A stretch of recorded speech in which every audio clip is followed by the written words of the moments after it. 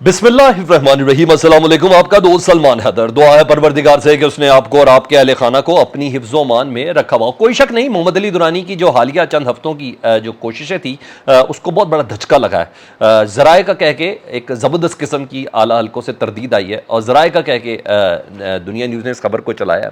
अदील वड़ाइच इस खबर को ब्रेक कर रहे थे कि हमारे तो, और डेफिनेटली अभी रात तक और भी बहुत से लोग इसको कन्फर्म कर देंगे कि क्या असल मामला है। उसकी डिटेल्स मैंने आपको बतानी तो दुख है। एक तसल्ली तो थी कि जहां इस्टेब्लिशमेंट का एक बहुत बड़ा हल्का पाकिस्तान तहरीक इंसाफ को क्रश करने के लिए लगा हुआ है, इमरान खान साहब को मुस्तकिल अंदर रखने के लिए लगा हुआ है, और जिन केसेस में ज़मानत हो गई है हम देख भी रहे हैं जिस तरीके से वापस लोगों को अंदर डाला जा रहा है, और किस तरीके से जहां एक तरफ लॉन्ग मार्च और रैलियों और बड़े बड़े जलसों की तैयारियों का ऐलान किया गया है, वहाँ पाकिस्तान तहरीक इंसाफ के लोगों को तो शायद जनाजों के अंदर भी इकट्ठा होने की इजाज़त नहीं, और क़यादत या तो जेल के अंदर है या अंडरग्राउंड है, इसके अलावा तो कुछ नहीं है। लेकिन मोहम्मद अली दुरानी साहब का आरिफ अलवी साहब से मिलना, और आरिफ अलवी साहब से 2-3 मुलाकातें करना, मुलाकातें करने के बाद पाकिस्तान तहरीक इंसाफ के वफ़द से मुलाकातें करना, और उन्होंने उनका ये कहना बार बार कि ये सुलह का वक्त है, और मुझे इमरान खान से जेल भी जाके मिलना पड़ा तो मैं उनके घुटने पकड़ के कहूँगा कि बस ठीक है। तो इसका ये इम्पैक्ट भी था, और मेरे पास ये ख़बर है भी कि इस्टेब्लिशमेंट का जहाँ एक बहुत बड़ा हिस्सा पाकिस्तान तहरीक इंसाफ को प्रेस करने में है, तो वहाँ कुछ है कि भाई थोड़ी सी दूसरी राह भी खोलनी है। सिर्फ ताकत का इस्तेमाल करके ना चीज़ों को बिला वजह से उस तरीके से नहीं लेके जाना। लेकिन बहरहाल बातें, कोशिशें, मामलात, ये सब चीज़ें चल रही थी और बेहतरी की तरफ जा रही थी मोहम्मद अली दुरानी साहब की तरफ से। अब ज़राए इसकी नफ़ी कर रहे हैं, और कहा गया है कि मोहम्मद अली दुरानी दरअसल खुद साख्ता कोशिशें कर रहे हैं। मैंने आपको बड़ा खुल के बता दूं, मोहम्मद अली दुरानी एस्टेब्लिशमेंट के बहुत करीब तस्वुर किए जाते हैं। परवेज़ मुशर्रफ के दौर में वज़ीर इत्तलात भी थे, और अचानक से बिल्कुल वो जागे हैं, तो डेफिनेटली एस्टेब्लिशमेंट के उस हिस्से ने जो ये चाह रहा है कि मामला कुछ बेहतरी की तरफ भी जाए, हम सिर्फ एक ताकत नहीं दूसरे तरीके से भी बात हो जाए, तो इसलिए मोहम्मद अली साहब एक्टिव थे। इसमें कोई दो राय नहीं है, इसमें ऐसी कोई चीज़ भी नहीं है।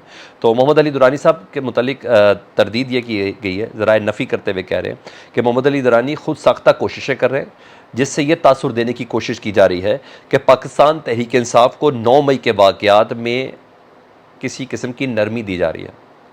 उन्हें कि ये तासुर बिल्कुल गलत है, और बाकी ये तासुर बिल्कुल गलत है। 9 मई के किसी वाक़यात में पाकिस्तान तहरीक इंसाफ के ना किसी लीडर, ना चेयरमैन, ना सदर, ना वाइस चेयरमैन, और ना ही कारकुन, ना ही ख़वातीन कारकुन, किसी किस्म की कोई नरमी नहीं है। इवन ज़मानतें हुई, मुचलके जमा कराए गए, मुचलके लेने के जब पेरेंट्स लेने के लिए पहुँचे ख़वातीन और कारकुनान को, उन तक को अंदर कर दिया गया, और दोबारा से 18-18 केसेस बनाए एक एक खातून के ऊपर, और सनम जावेद वगैरह की मैं बात कर रहा हूँ, और कहा कि भाई अब वो ज़रा अंदर ही रहेंगी, किसी भी केस के अंदर डाला जा सकता। तो नरमी तो कहीं भी नहीं थी, ये तासुर नहीं था। हाँ, मोहम्मद अली दुरानी साहब की शक्ल में कुछ अच्छी खबरें ज़रूर निकल रही थी कि हाँ जी कोई है ऐसा इस मौके पर जो कोशिश कर रहा था। इस वक्त तो चौधरी शुजात साहब भी मुस्लिम लीग नून के तर्जुमान बने हुए, जो आमतौर पर ये सारी कोशिशें करते थे। इसके अलावा भी दीगर जितने भी अफराद हैं, वो हमें ऐसा ही लग रहा था कि वो कर रहे हैं। तो बहरहाल अब उन्होंने कहा है कि ऐसा कुछ भी नहीं है, और हाँ, इतना मुझे ज़रूर मालूम है कि मुस्लिम लीग नून का मोहम्मद अली दुरानी साहब की जो एक्टिविटीज़ और इन खबरों के ऊपर ना, मुस्लिम लीग नून का जो सोशल मीडिया था ना, उसने इस्टेब्लिशमेंट पर तनकीद करना शुरू कर दी थी।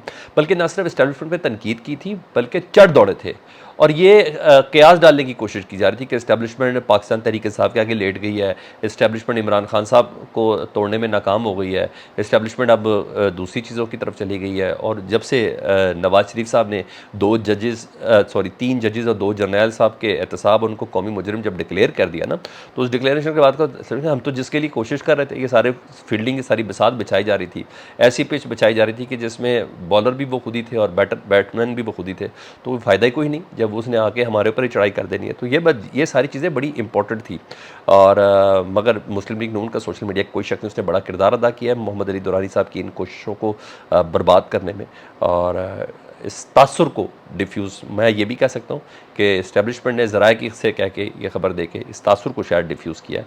बहरहाल अच्छी कोशिश थी जिसको सबूताज कर दिया गया। फिर बता रहा हूँ, सोर्स मेरा दुनिया न्यूज़ है, अदील वड़ाइच है, उनकी तरफ से ये खबर थी।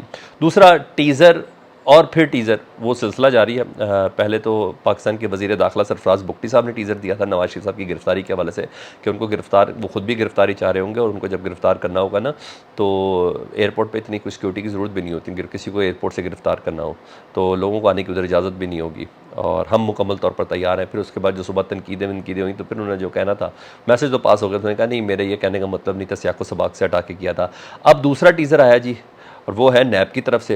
वो जो केसेस अब खुले गए उसमें साग डार साहब का केस खुल गया जिसमें उनकी जायदाद भी कर्क हुई थी और उनके दीगर असासे भी मुंजमद हुए थे। और ये वही वाला केस है जिसमें साग डार साहब बाहर के मुल्क से ही ज़मानत लेके आ गए थे, इतना उनको लेवरेज मिल गया था।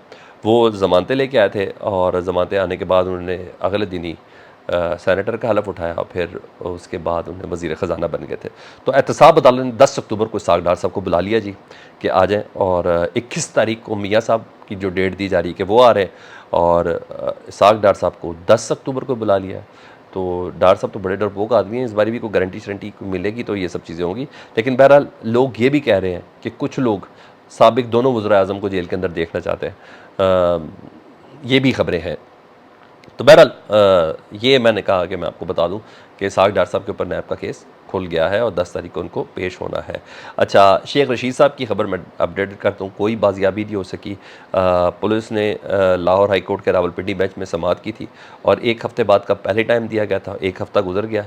RPO रावलपिंडी खुर्रम शाह पेश हुए हैं। उन्होंने, अदालत ने पूछा जस्टिस साहब ने, लाहौर हाई कोर्ट के जज ने, उन्होंने कहा कि शेख रशीद साहब का जवाब बताएं किधर है। तो जवाब दिया कि जनाब शेख रशीद हमारी हिरासत में नहीं है, हमने हर तरीके से चेक कर लिया है। जहाँ से गिरफ़्तार किया गया वो भी पंजाब की हदूद के अंदर नहीं आता, ना ही पिंडी की हदूद में आता है। और जज साहब ने बहुत बरहमी का इज़हार किया, बाजियाबी के हुक्म के साथ एक बार फिर 7 दिन का वक्त दे दिया है कि 7 दिन के अंदर अंदर डेडलाइन दी है कि शेख रशीद से मुतल्लिक़ हमें ख़बर दें कि वो किधर है। ठीक है जी, यहाँ तक तो ये चल रहा है। उधर लतीफ़ खोसा साहब ने, मैं इमरान खान साहब के एक चीज़ कोट की और लतीफ़ खोसा साहब की बात बहुत बारीकी से समझने की ज़रूरत है और बहुत अहम बात उन्होंने की है। लतीफ़ खोसा साहब कहते हैं, जो इमरान खान साहब के वकील भी हैं, वो कहते हैं कि मेरी इमरान खान से मुलाकात हुई है और उस मुलाकात में वो कहते हैं कि इमरान खान साहब ये कहते हैं कि मैं जेल से घबराने वाला नहीं हूँ। ज़रा गौर से सुनिएगा इन लाइन्स को। हमने माजी में मुक्के लहराने वालों को अक्सर देखा है। ये परवेज़ मुशर्रफ साहब मुक्के लहराते थे ना, जी हाँ। तो अल्लाह उन्हें गरीक़ रहमत करे। तो हमने मुक्के लहराने वालों को अक्सर देखा है। जब मैं कॉल दूंगा तो अवाम का समंदर निकलेगा। ये इमरान खान साहब जेल के अंदर से बैठ के कह रहे हैं लतीफ़ खोसा साहब के बकौल। उन्होंने कहा जब मैं कॉल दूंगा तो अवाम का समंदर निकलेगा। अच्छा, कल भी वकला इस तरह की बातें करते हुए नज़र आए थे, क्योंकि वकला का एक एहतजाज जो रेडी है ना, वो ड्यू भी है महंगाई के ऊपर और ये दूसरी चीज़ें, अदालत के अहकामात को ना मानने के ऊपर। और ये वकला एक एहतजाज की तरफ तो ड्यू हो चुके हुए हैं, जिसमें पाकिस्तान बार शामिल है, सुप्रीम कोर्ट बार शामिल है, दीगर बलोचिस्तान बार, सिंध बार, ये लाहौर बार, ये सारी की सारी बार शामिल है। तो एहतजाज की कॉल दे सकता हूँ, तो ये बड़ी इंपॉर्टेंट है। अगर कॉल दे दी इमरान खान साहब ने और वकला की तहरीक में या वकला की उस कॉल में अवाम भी शामिल हो गए तो डेफिनेटली PTI को बहुत ज़्यादा सपोर्ट मिलेगा। और ज़ाहिर बात है इलेक्शन करीब है, पब्लिक को बाहर आने से तो कोई नहीं रोक सकता ना। कोई रोक सकता? किसी में ऐसी ज़रूरत है पब्लिक को रोक सके कि महंगाई के ख़िलाफ़ तुमने एहतजाज नहीं करना, तुमने पेट्रोल की कीमतों के ऊपर एहतजाज नहीं करना, तुमने गंदम के ऊपर एहतजाज नहीं करना, तुमने चीनी के ऊपर एहतजाज नहीं करना। एहतजाज ही है ना, सड़क पर ही आना है ना, सड़क पे ही आना है ना। तो अगर अवाम और वकला एक साथ मिल गए तो डेफिनेटली एक ज़बरदस्त किस्म का रंग बन जाएगा। और मेरी दुआ ये होगी कि ये मौका ना ही आए तो ज़्यादा बेहतर है। आपको क्या लगता है कमेंट सेक्शन में मुझे ज़रूर बताइएगा। अपना बहुत ज़्यादा ख्याल रखें। अल्लाहुम्मा सल्ली अला मुहम्मद व आले मुहम्मद।